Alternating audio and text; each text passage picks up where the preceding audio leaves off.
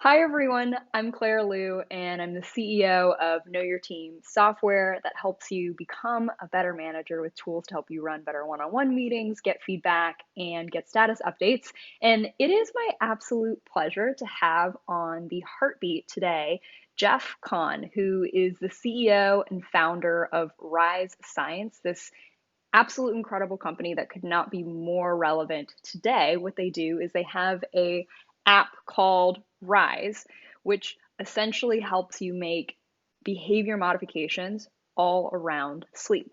So you actually don't have to wear a single thing, which I found brilliant. So they take all the data that you already have on your phone, or if you use a Fitbit or Aura, analyze it, and then they help you focus on exactly what you need to be changing to be more healthy and productive and just be feeling better. And could not be more honestly kind of what's sort of geeking out about being able to talk to someone who's spent their life's work thinking about sleep, Jeff. It's something I've been thinking a lot about in terms of leadership as well. And yeah, pumped to ask you this one question about leadership. Yes, hit me. I'm ready for You it. This ready? is Okay. also just, yeah, I'm ready. But before you ask me the question, I just want to say Yes. it is beyond humbling to hear you say that. And also beyond humbling, you have some amazing people on the show. And everyone I talk to, even at the company, they're like, Jeff, you're talking with Claire today. Like everything she puts out is so good, so high quality. It's something I go to. Like I literally, like when I need help figuring out what's in a one-on-one, I go to you. So seriously, thank you for providing that resource. And like I don't say that lightly. It's really it's a important resource for the community. So thank you. Oh, I'm glad we're recording this, Jeff, so that everyone could hear that. That's very That's nice for my unprompted. ego. I'll take it. I will It's take it. I'm It's trying to recorded, boost up your ego, everyone. Claire. No, this is great. This is, I'll be playing it in a loudspeaker in my apartment later today. No, that's truly kind. On repeat. Let's, right? Exactly. Let's do the question then. Okay, so here's the question that I've Yeah. been asking leaders literally for almost the past 3 years. And the question is, what is one thing or several things that you wish you would have learned earlier as a leader? Yeah, so I'm new to leadership, and let me point that out. I'd say the short thing that like specifically didn't want to prepare for this question and just let it come naturally and see where my mind went. Yeah. And it immediately goes to the importance of just really being in tune with, I think, what's most important as leader, which is your sort of emotional presence with what you're doing. And I just think Hmm. that that's so important to be like, whether it's a one-on-one that you're about to have with an employee, and all hands you're about to give, getting on a sale, whatever it happens to be. I've found, early in my career was doing a lot of work, and Yeah. now it's working with a lot of people, enabling them to do really great work. And that's just the thing that I've realized like I needed. And so like for me, I have to Mm. realize that like I've actually got to take time out of my day to go on runs, obviously to prioritize my sleep, to eat well, to not work. Sure. Like that is essential. Otherwise, I just find that it's so hard to be present and to just to take every day and say, wow, this is an amazing opportunity to get to do something that I love. And to Mm. have that energy around is something I wish I learned earlier. And I hope that I can just apply even more. And it's simple, but like I still forget it today. And I've now been doing this for a while. So, we're a small team, we're 11, but It's almost being like, emotionally present is yeah. essential.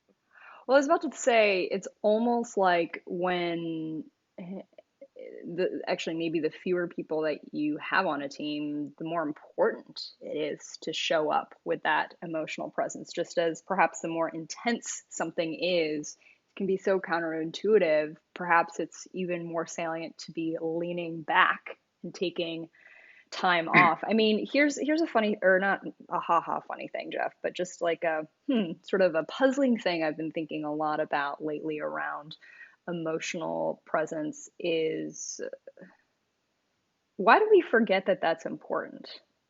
Like for you, Yeah. did you ever so was there ever a time where you knew it was important and then you forgot and you came back to it? Or was it a thing where one day it hit you and you were like, whoa, that's what I've been missing from being able to perform well as a leader. Yeah. So about a year ago, Mm-hmm. almost to the date, my daughter was born. Mm, And uh, beautiful. I started going to therapy, not because I felt like I needed to, uh, not like I felt like I had a problem and I need to go to therapy to fix it. It was like I Mm, have a number of employees and their families that are depending on me. I now have a new daughter. I now have a wife that really needs me. Like there's a lot of change that's going on, and I want to make sure that I am able to be present and to be the best that version of myself that I can be. Now that's why I went in. After about 3 months of sitting down in the chair and okay. my therapist saying, "How are you doing?" And it took me a while to realize I was like, I'm actually not doing that well. I'm not doing well. I'm anxious. Yeah. More stressed than I am. I'm way more afraid of failure. And so that just process of like really checking in and trying to answer the question, how are you really doing? And it's how we open up all of our one-on-ones where Mm, it's a chance for myself and my direct report to just talk about how are we actually doing as people. And I've just realized that in this, that it was a moment where I didn't even know that I wasn't present and not doing well. I thought I was fine, and mm, it just took this process of realization for me that like no, I actually wasn't doing that good. And um and I've just found that to be so freeing for me to be able to yeah. show up and say, you know what, not everything's gonna be perfect. Some days I'm gonna be red. And I just still find that really hard. I don't know. I grew up in a family where if things aren't great, or if you're not feeling good, that you need to that there's that fix it. There's a problem. You can just go and get it done and improve it. And I've been Yeah. really trying to work on like maybe things aren't good all the time, and that's actually okay. So That's, and being able to yeah. show that with your employees, and so that's just a change that's happened, and a time when I realized. But it took 3 months, like literally of therapy, to realize I actually wasn't doing well and that I wasn't emotionally Mm-hmm. present, and Absolutely. I didn't know how I was feeling. So Jeff, I anyway, can't even, I can't even begin to just, yeah, express how grateful I am to you for sharing that because it is I think, perfect example or manifestation of something I think almost every leader that I have talked to has experienced and yet has not always been able to articulate or be as forthright about, which is that we all as leaders have this natural tendency to want everything to be okay, to have the answers, to yeah, solve for everything. yeah, That's why we're in the position yeah, in the first place. And our world rewards us for that, right? We get the external yeah, affirmation, we get, I mean, monetary rewards, whatever it is. We are rewarded for saying we're winning, it's all okay, I've got it, I'm solving it. And so what it yeah, infers is that the inverse is not, right? That yeah, feeling unrest, or the form it takes for me is, I mean, is absolute anxiety and or yeah. restlessness and almost, sort of circular doubt of, am I doing enough? Are we doing enough? What do Are you we moving feel? fast enough? What's the Yeah. what's like the emotional energy that you feel around the anxiety? Is it, how do you experience it? What does it feel like Yeah. when you're having that day where it's like, oh, am I doing this right? Am I really Hmm. doing the right thing? What does that like feel like to you? Absolutely. I think for me, it's a heaviness of my own self judgment. So it's a very Yeah. harsh, critical voice. And not from Hmm. anybody else, not from customers, Hmm. not from any of our partners, et cetera, not from anyone in the team.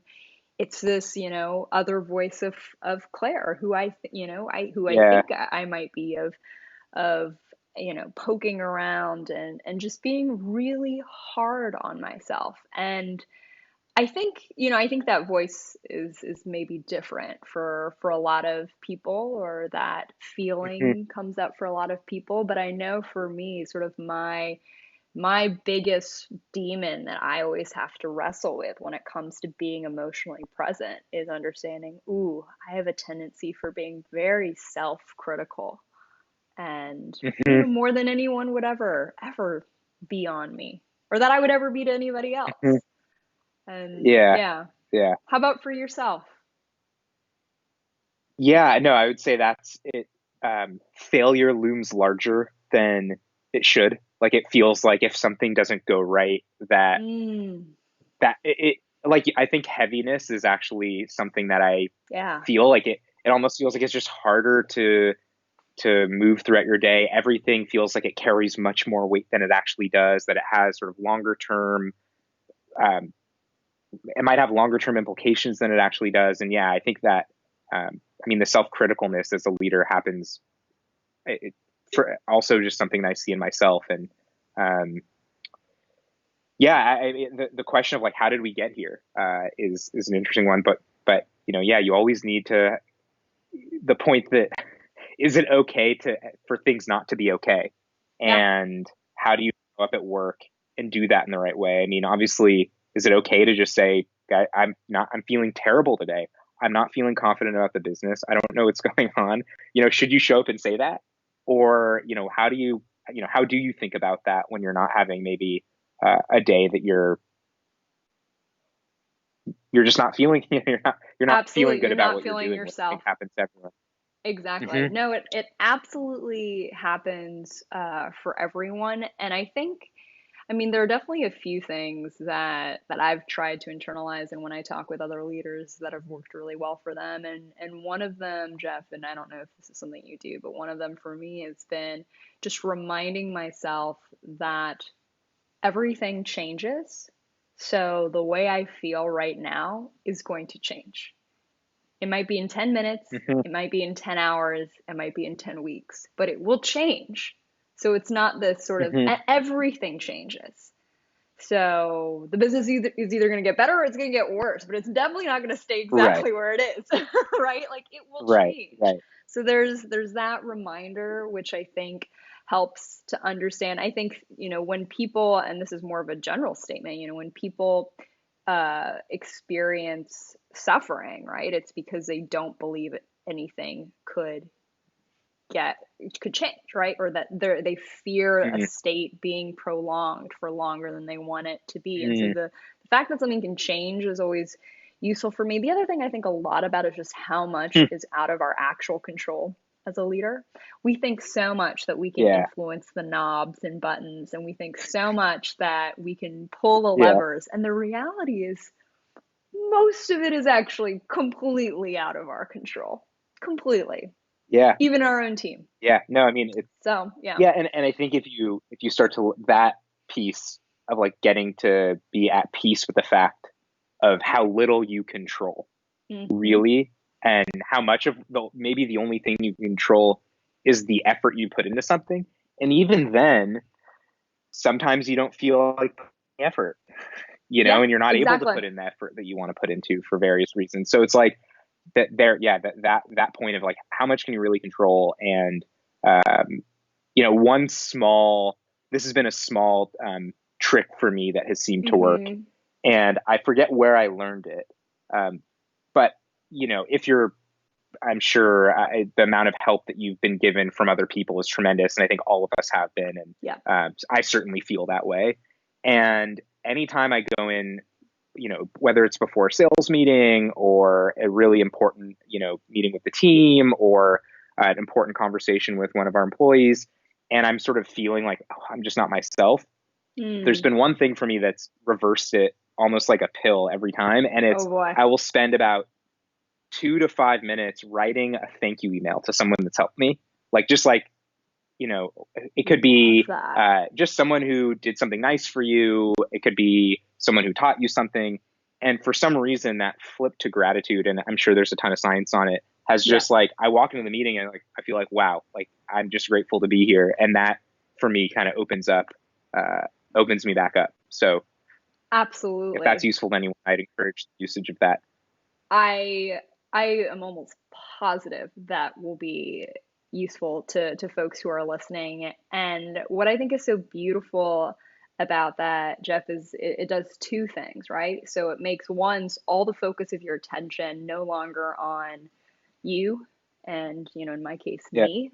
it makes it on something bigger, right? A bigger idea, something Yeah. beyond ourselves. It's like we can get beyond ego, we can get beyond, all the stuff up here. And then I think the other thing that's Yeah. so beautiful about really, refocusing on gratitude is it also brings us to the present.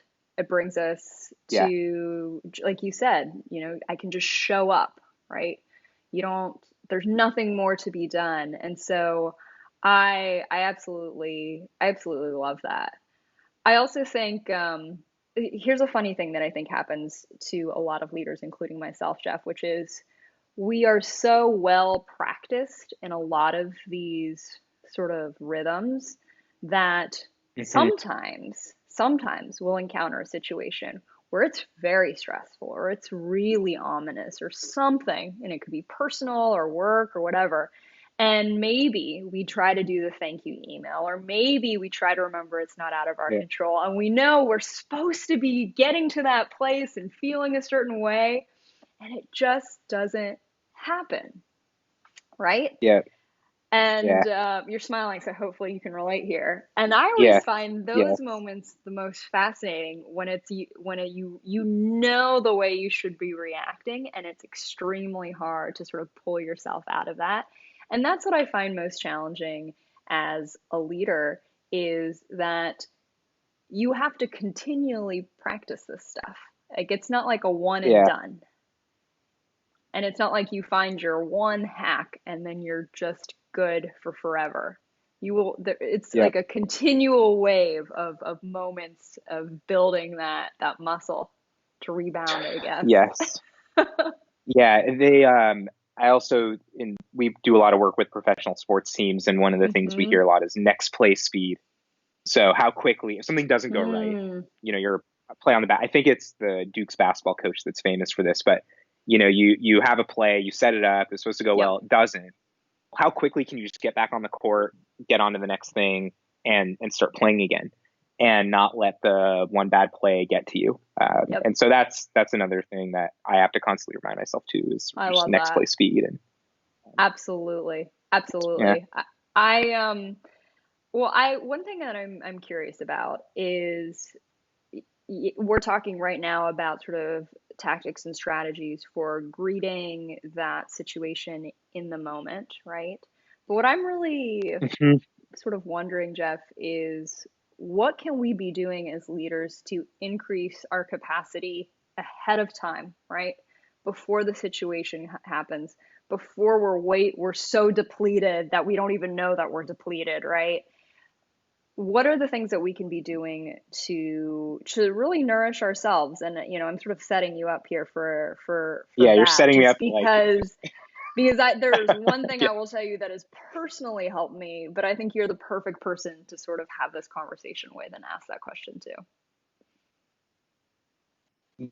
uh, you know, uh, it's funny that you bring it up in that way because I think it's a useful framing. I was Hmm. sitting down to meet. Um, so my daughter was born. Obviously, not getting a lot of sleep in the first 3 months. Yeah. Lots we can talk to on about that. But I was going into a meeting with someone I hadn't met before, and I had a significant amount. I was very sleep deprived. I had a significant amount of sleep debt going into that meeting. And I sat down and I just, like the moment you said, I tried the gratitude trick. It didn't work. Tried reminding myself it's going to change. It didn't work. But I just felt like I Yeah. felt out of place. Couldn't really find my words.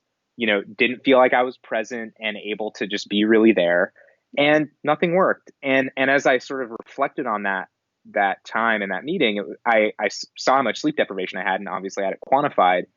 And it hit me in that moment. I was like, I felt like I let this person down because I had so much sleep deprivation. And it wasn't like Wow. I was probably more well slept than other people, but it came to a point of clarity for me that I was like, if I don't keep my sleep debt below 4.5 hours, I'm actually letting not only myself down, but the people that I'm with down because my prefrontal cortex and amygdala aren't functioning properly. Totally. And it just hit me like across the head. And it was like, wow, okay, yeah, this is obviously I've been studying this for a while, and there's Hmm. lots of reasons to care about why you should think about and take care of your sleep very seriously. But this is one where in a leadership context, it was like you're meeting with lots of people all day.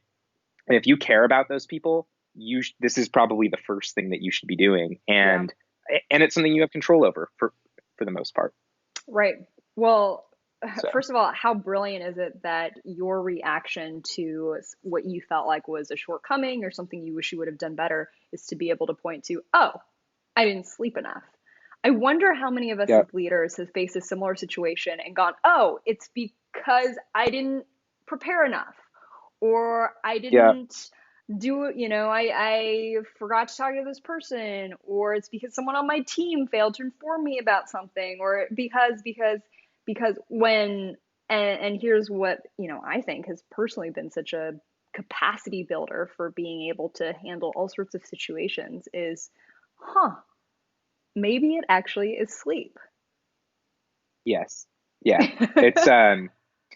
It's it's really simple, but Yeah. uh, if you just like, and this is something that we see happen whenever we work with a new team.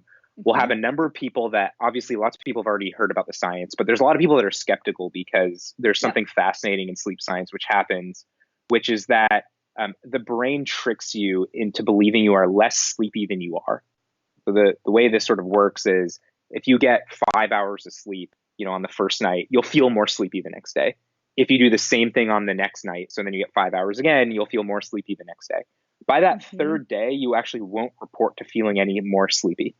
So, and then if you just keep getting 5 hours, your brain adapts to whatever level of sleepiness you're at. Yep. And by the way, if you are getting 5 hours, you'll report to feeling slightly sleepy. You might feel a little bit tired in the afternoon. Maybe your eyes are Sure. closing. You want to take a nap. I think all of us have felt that. If you do feel that, by the way, that's like red alert. Like that should be like red sirens going off everywhere saying Mm. that you could be so much, you're nowhere near your potential as a Yeah. as a human being. And so I think that's the exciting part personally. But that to me is really interesting that we're not aware.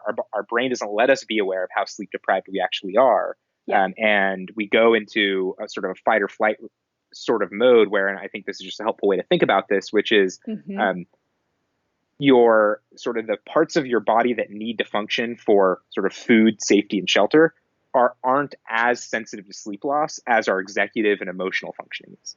So basically, as soon as you lose a little bit of sleep, like pretty much everything emotionally goes out the window. Your ability to tell facial expressions, your ability Wow. to tell if someone's being sarcastic, the part of your brain that generates speech so that you can come up with the Mm. right words, how positive those words are and how positive people perceive them. I mean, you'd never think that your sleep affects like your positive affect, but direct Yeah. relationship. Obviously, anxiety and stress, and we can go down the list. But the first thing that goes as you get less sleep is actually the higher order functioning. So things like creativity and insight and focus and all the things that you're like as a leader, like I wish I had more of. Yeah. And what's so Exactly. surprising to me, I got into this about 10 years ago, and it was mostly because I felt crappy waking up in the morning. And as I Hmm. started studying, obviously the first thing hit me is like, oh my God, this is this incredible lever. But the second realization was like, this field started almost 100 years ago in Chicago. What have we been doing? Why don't we know that like Mm. this isn't a new field? Like we know more about this than we know almost about than anything else. Yeah. And so the amount of science on the topic is staggering, and that's really what sort of convinced me like, okay, this is something I should spend my life doing, is Yeah. figuring out how the heck do you help people take advantage of this lever that they all have. And if we do it, I mean, you have way more capacity. All of Yep. those, pretty much anything you can measure starts to get better. So Yep. I feel like we're just like these applied scientists at Rise trying to figure out like what are all the reasons why people don't Hmm. get enough sleep, and how do we help them? And that's the part that's very intriguing to me. But the Yep. the benefits when you get more, it's like you just feel it so clearly. So anyway, Oh, absolutely. I mean, I can yeah, personally vouch for that. And one of the things that, yeah, and I had told you this before we hopped on this call, that I actually love about your app is just that it makes actionable recommendations around what exact habits you should change. I think a lot of times, when we think about sleep, and for, folks who sort of, maybe they've read Matthew Walker's Why We Sleep book, or maybe they track yeah, sleep on super a great. on a yeah, on a Fitbit or something, but it's just like, oh, I should just be trying to get to bed earlier, and I should try. Yeah. And I think for many of us as leaders, we know that if we want any kind of real sustained behavior change, it has to be a little bit more precise than that. So I'm curious, Jeff, Yeah. for all the managers and leaders who are listening to this and going, okay, I'm bought in, right? I know that sleep is important, but is there sort of, instead of trying to, digest all the research that's out there, or, listen to all sorts of podcasts, if you had maybe one, two, maybe three things that tops that you felt Yeah. like, okay, this is what you should critically focus on as a manager so you can help, your creativity, make better decisions, etc. What might those things be? Yeah. No, it's a great question, and there's just so much out there on this topic. And Yeah, exactly. and it's like, so unfortunately, there's a lot of confusion around the topic. I think fortunately Hmm. for us, like, scientists have been very hard at work trying to figure out this question. How do you actually get the benefits of better sleep that we all know about? Like, what is it? Is it like, Yeah, do I need to focus on REM sleep? Is it deep sleep? Do I get exactly. more sleep? How about quality versus duration? What if I wake up at different times, or if I have a special alarm? What about sleep? So Hmm. the beauty is, in the about early 80s, and there's sort of a, what I would call sort of the laws of physics for sleep. The scientific term is called the sleep and wake, the two-factor model of sleep and wake regulation. Hmm. And the proposal in this theory was that there are only two levers that matter when it comes to how performant you'll be. So all the benefits that we just talked about, and all Yep. the benefits that people have heard about in Matt Walker's book, and all of that comes down to two things. And those two variables are as follows. So the first is called sleep debt. And you heard me mention that Yep. earlier. The way it works is that everyone has a specific amount of sleep they need. 8 hours and 10 minutes is the average in the population, but there's a Hmm. 35-minute standard deviation. So you might have people on your team that need 7.5 hours, totally normal. Some people on your team that need 9 hours, totally normal. It's mostly a genetic factor like your height. Now, when you don't get that amount, you build up debt, and how you perform today, your emotional capacity, how linked your amygdala and prefrontal cortex are so that you can regulate your emotion, be happy, not be anxious and stressed out, all the Right. things that we've talked about, be creative, have working memory. All of that comes from having a low sleep debt number. Yep. So that's really sort of the first thing. And we actually have a paper. Even though sleep science has been around for a while, there have been some new ways to capture sleep data longitudinally. And so we have, we're at papers in peer review right now looking at that data point, sleep debt, Awesome. predicting NFL game day performance, Hmm. NBA game day performance, sales team revenue performance. Like, that is the number that predicts. And if you try and look at last night's sleep to predict performance, you won't find a strong relationship. If you look at sleep quality, you won't find a strong relationship. So, as much as Hmm. you'll hear that it's something else, it's really, what is your sleep debt? Now, there's a lot of things that can get in the way of, sleep debt, like your mind's racing at night, you're waking up a ton in the middle of the night, and there's Yep. lots of ways of solving that. But in terms of like how to think about it, you should think, where is my sleep debt at? And so you're really looking at your last 14 days, with each recent day affecting you more than sort of the 14 days back. So that's like law number one. And if you take anything away, it's like, what's your sleep debt should be something that you know all the time, and should really be Wow. almost like a main KPI in your life. So Hmm. that's sort of first lever. The Perfect. second lever is known as the circadian rhythm. Right. So a lot of people have probably heard this before, or maybe they've heard biological rhythm. The way that it works is you have a clock in your head. And this clock, there's actually a part in the brain responsible for essentially signaling to all of your cells when to be producing energy and when not to be. Hmm. So that's cells in the brain, cells in the muscles, cells everywhere. And so as a result of that signaling, you have basically two performance peaks in your day. And then you also have two times that are sort of optimal for resting. And so you've got a morning peak, you've got a late afternoon peak pretty typically. But then you also have something that's called dim light melatonin onset. It's a lot of words, but basically what that means is most people have heard of melatonin or have even taken it. It turns out the brain produces that naturally. And there's a time that everyone has every night that your brain's releasing a surge of that melatonin if you're under dim lights. And so knowing when that is so that you can actually take advantage of that, you'll find it's easier to fall asleep, stay asleep. So that circadian rhythm then allows you to say, okay, if I'm a manager and I'm helping my team optimize their day, should I have a bunch of one-on-ones and team meetings right in the morning peak when people are most creative, most Yeah. efficient? Definitely, right? Like that's the time when like there should be no No. communication Yeah. and everyone's focused getting their work done. Hmm. And then, hey, when you're in your afternoon dip, that's when like you should go on your lunch one-on-one walks and you should engage the team on things that maybe aren't as high capacity. And so that's sort of as you think about applying that science to your day, it can Mm, really help reorganize. So I think a lot of people have felt that they perform different times differently. I'm a morning right. person, I'm a late person. But the core concept is that you do have very different times to perform. So those are the two big ideas. If you know those and master those, Yep. like that's how you get the benefit. And the science shows that there's really nothing beyond that you can do to make a material Yep. improvement against any outcome. That is enormously illuminating, Jeff. And this is coming from someone who, I've done it, done the reading. I have an aura ring. Yeah. I'm all into the sleep stuff, right? Uh, and it's so useful to know it's those two pieces that are most fundamental to pay attention to: sleep debt and circadian rhythm. And when I think about the most sort of direct application for leaders about this, or the way that I sort of, kind of internalize this for folks who are listening, who are leading, is the importance of doing this more than anything. Yes, creativity, yes, for optimizing your team's performance, but actually, and this is related to what you talked about, is can you build your sort of length of rope that you have for dealing with all the shit. So possibly one of the most common things I hear from managers is, oh my God, Claire, there are so many things I'm doing. There are so many decisions I have to make. People are coming to you with, complaints. People are talking, bad mouthing each other. You might have to fire someone. I mean, in these times of COVID, you have to do layoffs. Yeah. Like, this job is Yep. stressful. It is Yes. so Yeah. hard.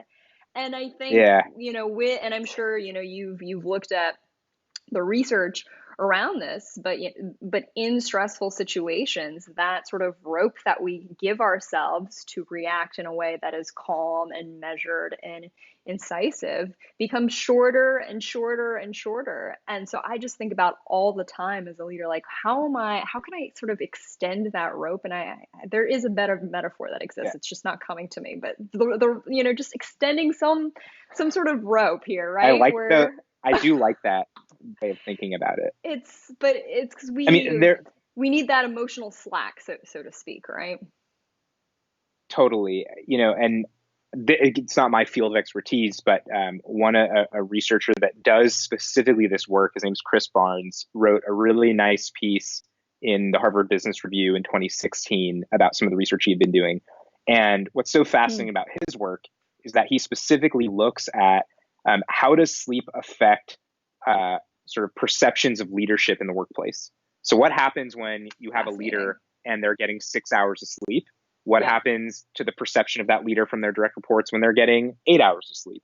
What happens to the perception of that leader when their sleep actually hasn't changed, but the employees are getting less sleep? What happens? Hmm. And so he's looked at all of this, and in one of the actually has a study directly on what you're sort of talking about with this like rope lengthening, and Mm-hmm. it's specifically around calls the abusive sort of behavior in a manager to direct report relationship. And Yeah. what he finds is abusive behavior goes way up as you've gotten less sleep. And sort of again, why is that? So sleep debt's now high. Yep. What does that mean? Your body's sort of in a fight or flight response.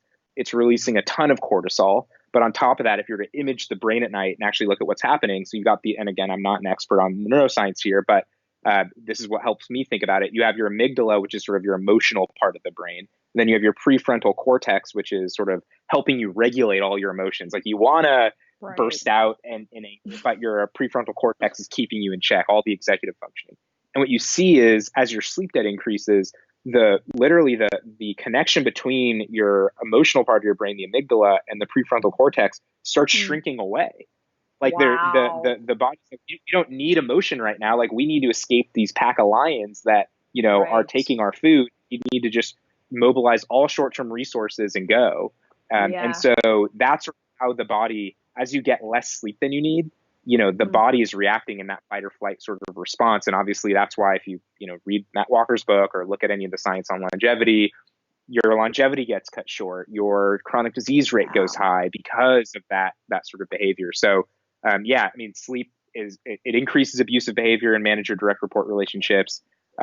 You'll see it in uh, just measures of also charismatic leadership goes way down. Like it is Yeah. surprising Yeah. that it's just surprising to see, but there are researchers that look at this stuff and study it Oh day in my day out, which is God. kind of the cool It part. is in Yeah, the science. No, that is so massively useful, and I'm sure for folks who are listening, they might be already planning their bedtime tonight to try to optimize exactly. for this. But I mean, here's the brilliant thing that you've done, Jeff, which is that you've built a company that helps calculate this and helps people actually figure out what is my sleep debt and what is my circadian rhythm. So for folks who are listening and watching this, if you're thinking, yeah, how do I figure out what mine is? Make sure to go to risescience.com, where you can go to the App Store and download Rise. And again, you don't have to buy a gadget or anything to track it. It's just Yep. all in the data that you have existing, and then you also work with teams on this as well, right? Yeah. Mobilizing sales teams. You've worked with, I think, even elite athletics teams in the past to help optimize performance as well. Yeah, no, and the way sort of this happened was doing Yeah, research at Northwestern, specifically on taking wearable device data and making it useful. So how do you right. turn like all the deluge of data that Aura is giving you or your Fitbit's giving you, Hmm. make that to something that actually helps you get these real world results that we've all heard about.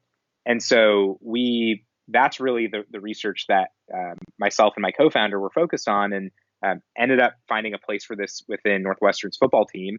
The results there were so Hmm. strong that other pro teams started finding out. And so we were graduating. It was like, Bill Belichick calling us up saying, well, can you do this for us? It wasn't actually, well, now Bill's a supporter, but now almost name a pro team, name a college team, and likely we've worked with them, and just the results are just more impactful than anything else that they could do. Mm. And more recently, started applying a lot of this to the workplace, where it's just so important.